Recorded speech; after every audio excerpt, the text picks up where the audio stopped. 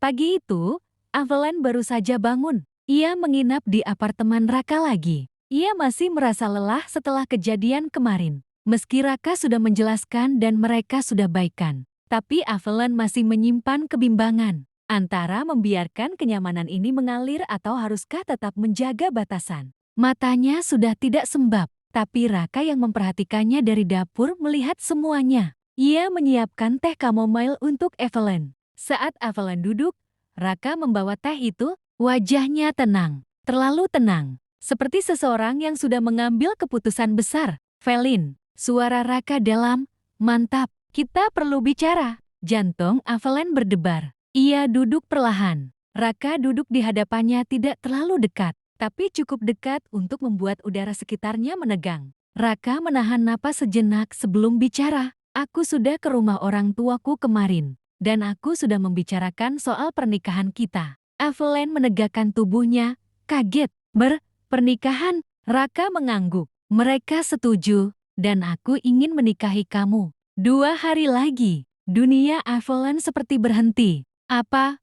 2 hari? Suara Avelan bergetar. Raka tidak menurunkan pandangannya sedikit pun. Iya, 2 hari. Kita menikah secara agama dan negara. Sesuai permintaanmu, tanpa resepsi, tanpa publik. Avelan menelan ludah. Tapi Raka, bukankah itu terlalu cepat? Aku belum siap, aku belum banyak persiapan. Baju saja. Baju bisa pilih di butik mama sesuai keinginanmu. Avelan terdiam. Raka melanjutkan dengan tenang. Dan soal hal-hal seperti memasak, pekerjaan rumah, atau apapun. Ia mencondongkan tubuh sedikit. Nadanya menjadi lebih lembut tapi juga lebih intens.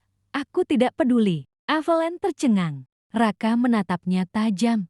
Suara rendahnya menyentuh inti hati Avelan. Aku tidak membutuhkan istri yang bisa memasak. Aku tidak membutuhkan istri yang tahu pekerjaan-pekerjaan rumah atau apapun itu. Semua itu bisa ditangani oleh staf dan asisten. Ia menyentuh tangan Avelan pelan tapi mantap, tidak goyah. Yang ku butuhkan adalah kau. Hanya kau, Avelan. Avelan merasakan jantungnya bergetar. Namun ia masih mencoba merasionalisasi semuanya. Tapi, menikah secepat ini. Apa kau yakin? Apa tidak terburu-buru? Apa tidak? Raka langsung memotong.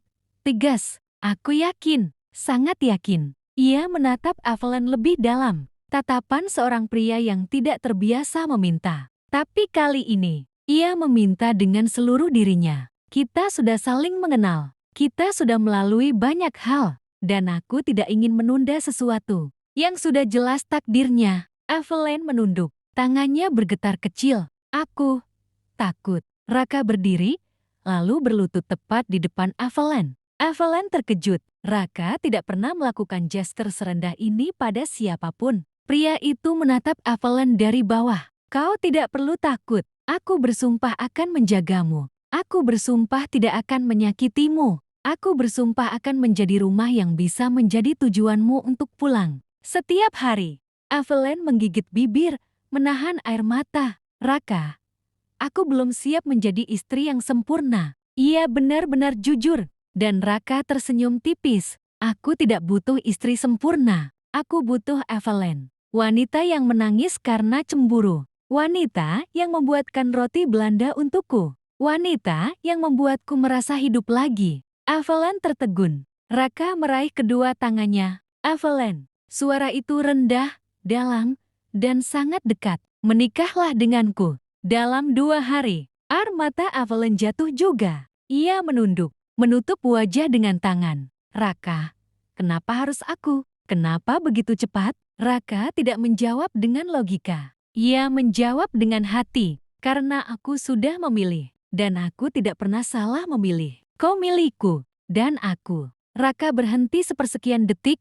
Nada suaranya runtuh sedikit. Aku milikmu. Avelan terdiam. Napasnya tersengal. Lalu pelan, sangat pelan, ia mengangguk. Baiklah, kita menikah. Raka menutup mata sejenak. Ia seakan menahan seluruh ledakan perasaan yang menghantam dirinya. Dan untuk pertama kalinya, Avelan melihat seorang Raka Bratajaya tersenyum dengan ketulusan yang tidak pernah ia lihat sebelumnya.